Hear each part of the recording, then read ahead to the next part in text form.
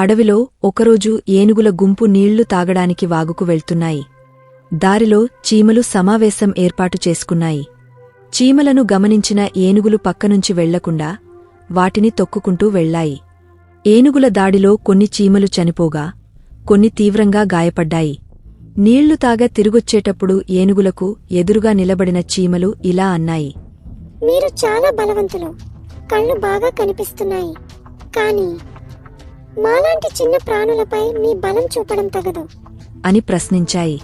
దానికి ఏనుగులు, అది మా ఇష్టం, మాకి సలహాలు ఇచ్చేంత గొప్పవారా మీరు అని గర్వంగా చెప్పాయి.